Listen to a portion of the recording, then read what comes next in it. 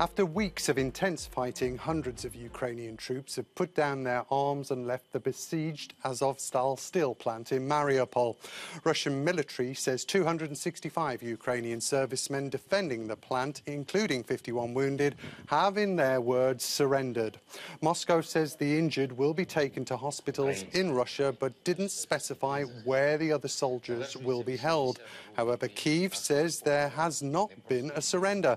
Instead, it's an evacuation. President Zelensky says he'll work to get his boys home and says Ukraine needs to keep its heroes alive. With the fight in Azovstal close to the end, Russia now controls huge swathes of Ukraine's coastline. The fall of Mariupol, if confirmed, will give Moscow a secure land bridge to Crimea and frees up troops to attack other positions. However, the fight to extend this land bridge past Odessa towards the Russian-backed territory of Transnistria in Moldova is proving difficult for the Russian army. For more analysis on this, let's speak to our correspondent, Sasha Vakalina. Sasha, great to have you with us. 265 Ukrainian soldiers reported to have evacuated from the besieged steel plant in Mariupol today. But the picture is still very unclear, isn't it? What's going on exactly? It is indeed very unclear. Let's look at it from 3 points of view here. For the first thing we heard last night was actually the statement and the address by Azov, where they said that the entire Mariupol garrison was following orders to save lives. This was the statement by Azov itself. Then we heard from Ukrainian authorities, and this is when we heard about the evacuation. The idea of the evacuation was exactly as you said, as Zelensky said, to save the lives. And then we also heard that it was about the Azov performing their combat task, and the main goal now was to save their lives. What was that task? And that task was, in fact, buying some time for the rest of Ukraine to battle Russian forces and secure Western arms needed to withstand this invasion. And this is also how they managed to keep Russian forces there, not let them go further into Donbass, Donetsk region, and Zaporizhia region as well. Ukrainian authorities also said that what's going to follow this evacuation will be a swap. Well, there will be between Russia and Ukraine, and this had been agreed, according to Kyiv.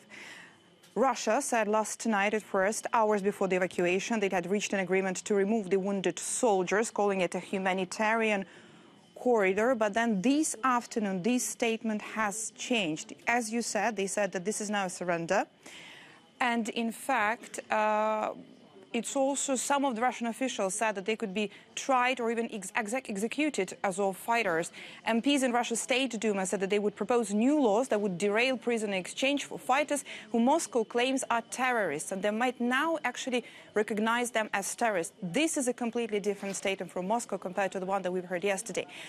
Also, we heard from Kyiv today that Ukrainian authorities do know how many more Ukrainian defenders are still in Mariupol. Not all of them were evacuated, not all of them were taken to the Russia-controlled territories, but they're not going to reveal how many of them are still in Azovstal, how many of them are still in Mariupol, because this is an ongoing situation and an operation that is being performed in different stages.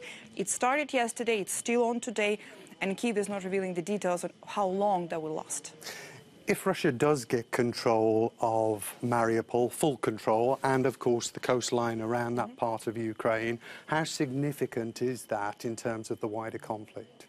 It is significant for Russia to be able to present that as the biggest city that Russian forces managed to take over ever since the war started on the 24th of February. Mariupol, before the war, that is a big city. This is 500,000 people. Of course, it is a completely different picture there now. More than 90% of Mariupol is absolutely destroyed.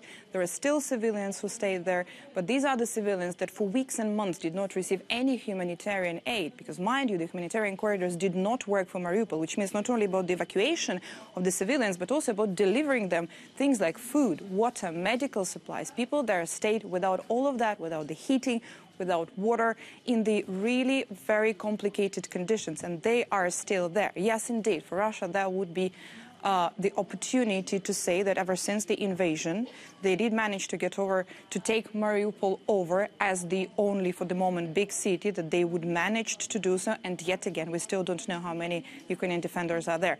But in fact, we're talking about the place that hardly existed, with more than 20,000 civilians who were killed and who died in Mariupol. Indeed, Sasha. Thank you so much for that analysis. For more on this situation, let's bring in our Russia correspondent, Galina Polonskaya. Galina, good to see you. We've just heard that from Sasha that Russia's State Duma is considering a ban on exchanging any soldiers from the Azovstal steel plant. What more can you tell us? Hello, Paul. Well, Russia says that its investigative committee will interrogate the soldiers from the Azovstal steel plant, and indeed the Speaker of Russia's lower house of parliament, Vyacheslav Volodin, today ordered the lawmakers to draft a standing order prohibiting the exchange of those soldiers on Russian prisoners of war. He said that those Ukrainian soldiers were not prisoners but criminals of war, and that Russia had to do everything to bring them to justice. And there were much more worrying comments from the State Duma. Paul, Leonid Slutsky, who is to become the leader of the Liberal Democrats Party, actually urged that Russia should consider an exception in its moratorium on death penalty for those soldiers. The Kremlin was asked about this, but Vladimir Putin's spokesman said that it was not for them to comment, but for the Defense Ministry. And Amnesty International urged to observe the rights of Ukrainian soldiers from the Azovstal steel plant. In a statement, it said that they were dehumanized by Russian state propaganda and that their fate was very worrisome. There were very, very big concerns over their fate as prisoners of war. I'd like to talk to you about what happened on one of Russia's top talk shows on Monday night. A retired colonel said things would only get worse for Russia in Ukraine. Are we seeing the emergence of dissent within Russia? It was very surprising to hear this retired colonel saying those things, Paul, frankly speaking, because this ex-colonel, he used to say on the 15th of February, for example, that Russian armed forces were very strong and had many surprises for the enemy. Now, in the middle of this most watched, let's say, pro-Kremlin talk show, he says he actually urges to stop taking informational tranquilizers, swallowing them. He says that Russia is in complete geopolitical isolation.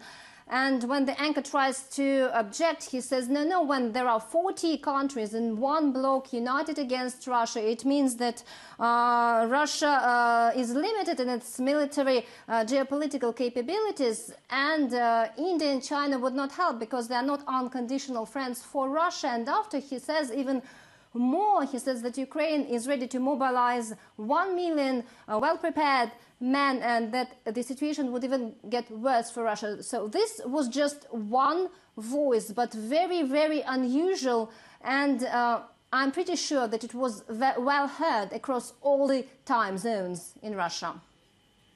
OK, Galina, many thanks for that analysis. Thank you. In the south, the Ukrainian army are battling hard against Russian forces aiming to push westward. Let's bring in our international correspondent, Annalise Borges, who's in the front-line city of Mykolaiv for us. Annalise, great to see you. You've been close to the front line today. Tell us what you saw and what you heard. Well, we got to witness the intensity of the battle for Kherson, a fight that is being fought village by village and destroying virtually everything along its way. We got to see civilian infrastructure completely destroyed. We entered a school that was shelled earlier in the conflict. We also saw dozens of homes completely damaged by the fighting, and we got to meet civilians. People stuck in those villages, now completely dependent on exterior help to survive. And also, we got to speak to those risking their lives to provide that lifeline. Yes, we give them aid often.